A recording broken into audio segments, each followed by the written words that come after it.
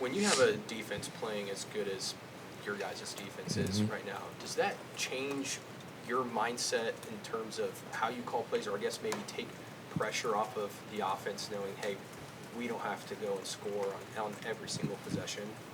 I don't necessarily think it changes how I approach a game or how I call a game. Am I sometimes looking, how can I take pressure off the defense? Because, I mean, they are playing so well, and they're very, very good at what they do, and they put us in a lot of really good situations a lot. So how can I take some pressure off of them is more kind of how I look at some things. But from how I call it just offensively, no, it doesn't necessarily change my mindset going into a game, going into a week, going into a drive. At the end of the day, we got to stay on the field and put points on the board. And so that doesn't change whether you have a really good defense or a really bad defense. And so just continuing to find the best way to do that. Ben, you guys have been able to run the football pretty well over the last month. I was just curious where you think the depth of that unit is now with X-Rob and Torrey dealing with a little bit of stuff. But how do you see the depth of that room moving forward the rest of the season? Yeah, just as the season continues, got to see with those guys every day in practice and how their process is going, how their body's feeling, and ultimately how they look throughout the week. But those are tough kids. That room is a bunch of tough kids in that room, and who want to play football, who want to be out there for their team, and so. Just as the season continues, I mean, you have to continuously every single day see how they're doing and see how they're practicing. You got to lean on the medical staff, but yeah, no, I'm excited to watch those guys practice this week and watch them get after it this week. Nice. Yeah, you guys, early in the season, it seemed like you were able to stretch the field some with the vertical passing attack, and it seems like maybe that hasn't been as much the last few games. How do you get that going again, and how important is it to be able to stretch the field here in the home stretch of the season? Yeah, I mean, it's really important to stretch the field. Just, like 5 weeks ago, being able to run the ball was really, really important. I mean, every aspect of an offense is really important because it can help complement the other parts of it, At the end of the day, just throwing the ball down the field, I mean, it can be a lot of different things. One, maybe I got to call it a little bit more. Two, John's got to hit it downfield. Or three, we got to make the catches. It's all of us. It's not just one singular aspect of it. But in terms of the offense, I mean, yeah, in terms of being efficient on offense, it definitely has its role in keeping us on the field and generating explosive plays. And so we have to continue to find the best ways to go out there and do that and put our kids in position to be successful. Yeah. Ben, it seems like Mateer is less aggressive, maybe less brazen in the way he's playing quarterback the last few weeks. And that's not necessarily a bad thing. But has that been a tough adjustment for him, do you think? Has he changed the way he's sort of approaching quarterback position? And has that been a tough transition? He hasn't changed the way that he's approaching it. We haven't changed the way that we're coaching him. He hasn't changed the way he's been at practice. He hasn't changed his process throughout the week going into it. So, he is a special kid. He's a talented kid, and ultimately on every single play, he's trying to put the team in the best position to be successful. I mean, at the very end of the day, with the play that is called or what the defense has given us, he's trying to put the team in the best position to be successful, and that hasn't changed at all. And so nothing has changed about his process. Nothing has changed about him mentally or personally. I mean, so, yeah. Yeah, Ben, kind of going back to the deep passing game, through the first half of the season, you guys were really good at generating those 20-plus yard passing plays. I think over the last 6 games, you're averaging about 2 per game. Mm-hmm. Is that much of a concern heading into this home stretch, or what can you guys do to get back to where you were early in the season on that front? Yeah, I mean, just kind of like how I answered that one. I think it comes down to it's not one just singular thing. It's maybe I got to call him more, or John's got to throw it, or we got to come down and make the catch, But at the end of the day, we do have to do that to be able to generate explosive plays, push the ball down the field, and continue moving to get the ball in scoring position. And so we have to continue doing that. We have to practice it. We have to rep it. We have to demand it. And ultimately, we have to go out there and execute it. Left side, Jesse. Yeah, Ben, we saw Derek Simmons come back and play some handful of snaps in that game. Just how do you feel about the way he played, and how do you feel about that at that tackle spot with him and Fojay, just where things are right now? Yeah, I feel great about that position in specific, where things are. Derek been out for, better part of a month. And so just, he had a really good week of practice, being able to kind of get him in there and get him back into football and spell Ryan a little bit, I thought was huge, not only for Derek but also for Ryan. I thought they both played pretty well. Proud of those two guys, but it was good to have him back. It's good to have him back because it just helps out the depth in that room as well. And so it was exciting to have Derek back.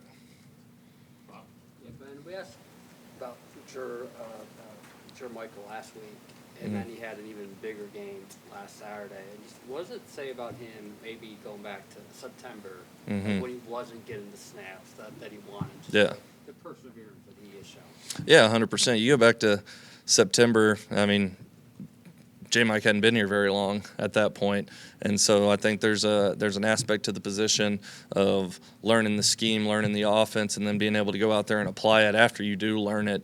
And the more reps that you do get, the more confident and comfortable that you're going to get. And that's all that it's been. He's been a constant, consistent piece at practice, just learning the scheme, getting down the fine details of it, building trust. And as the season has gone on, you can see that by the increase in his numbers. And he's gone out there, and whenever his number's been called, he's done a really good job. And so just speaks to him, speaks to the mindset that he has. And I just think he's going to keep on getting better. Ben, what's your message overall to the locker room as your guy in an offense that's fighting for the playoffs? I think the message, especially to the offense, is, guys, we have everything in front of us. We have everything in front of us, and we get the opportunity to go play our best brand of football. And that takes all of us. It takes all the coaches, takes all the players, and we have to go out there. We have to practice our butt off. We have to be detailed, disciplined to the detail, because ultimately we got 11 days to go, do something really special. And we have, everything we want in front of us, and that's really kind of been the message. But again, it's just going to be about us. It's going to be about going out there this week, figuring out a way to go 1-0, and then figure out a way the next week to go 1-0. That's at its simplest. That's what it is. We have to go out there. We have to play our best brand of football, and go out there and do that. Yeah, Bob kind of hit on one I was going to ask you about. You've gone a bit deeper in your receiving core with Jermichael and Giovanni both. First, how are they kind of grading out when you go back and look at film and you see them getting more opportunities? And two, I wanted to ask you also with Tate Sandell kind of being a weapon. How does that change how you call games? Does it change how you call games when you're getting on the other side of the field or whatever? Does that have any impact how you call plays? Yeah, well, to speak on Giovanni and J-Mike, their grades, they've done some really good things, and there's some stuff that you'd like to clean up. Maybe it wasn't like detrimental, but it wasn't to the standard that it needs to be. But that's any player everywhere, so we can always constantly get better. But they've been grading out pretty well, and I think you can see they've been making some really key plays at some important times to just keep the ball going downfield. But then Tate Sandell, he's been automatic all year. It's crazy. You almost feel like whenever you cross the 50, you got 3 points. Not a lot of people, not a lot of teams get to feel that way. He's an awesome kid. He's a cool kid. Everyone on the team really likes him, and he's really talented, and he's good at what he does. And so he's as consistent as they come every day in the building, out at the practice field. And whenever you see him go out there and line up to kick a field goal, it's just another day of practice for him.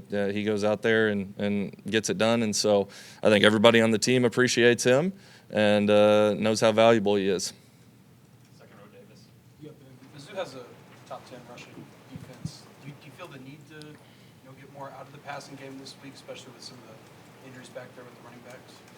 I think whenever you go into, really any game, but this game too, you want to have a really good balance of what you're doing, but ultimately you have to do what winning requires. And they're a phenomenal defense.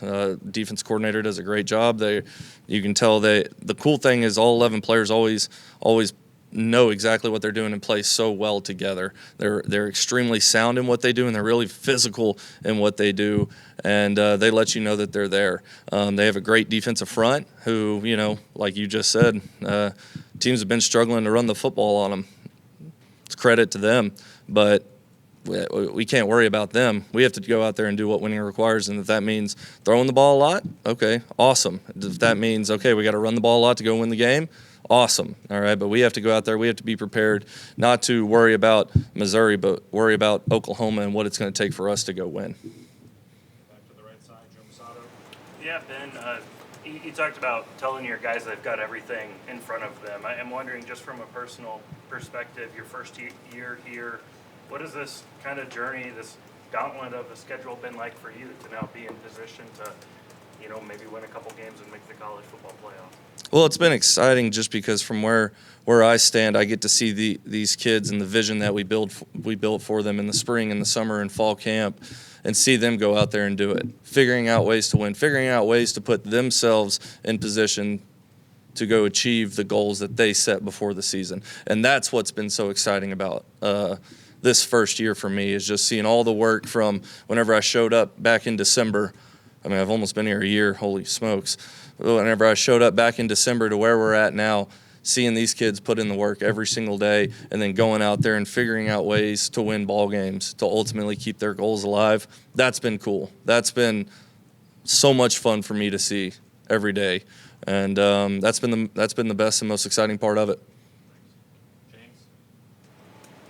Ben, you're 8-2 now. You're at the 10-week mark. Your offense has gone through various things this season so far. Mm-hmm. Is your offense at the point, or has your offense morphed into what you thought it would be at this point in the year? That's a good question. I'll say this. I don't think we have played our best 4 quarters consecutively of football yet.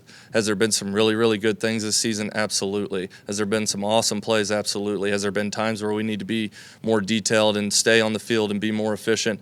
Absolutely. I'm proud of these kids. I'm proud of the work that they've put in. And ultimately, I don't think we've put together our best 4 consecutive quarters of football yet. And that's what I go back to talking about what these next 2 weeks mean. I think our best brand of football is still ahead of us. And we got to go out there and we got to make it happen as coaches and as players. We have to go out there and make it happen all together. And so I'm excited for that challenge. I'm excited to go tackle that challenge. These kids are excited to go tackle that challenge and continue pushing on throughout this season. Last one, Cliff Brown. Yeah, so early in the season, it looked like you guys had maybe 3 or 4 guys, as far as receivers, very similar in production. As the season has worn on, Isaiah Satania has kind of elevated and maybe pushed ahead of the other guys. What have you seen from him that's allowed him to become more of the go-to guy versus the others? Yeah, I mean, what have I seen from him? I'm not even going to talk about games here. Just whenever we're in the building and at practice, I mean, the kid goes. The kid knows what he's supposed to do, when he's supposed to do it, how he's supposed to do it. Is he perfect? No, but does he do pretty dang good? Yeah, he does.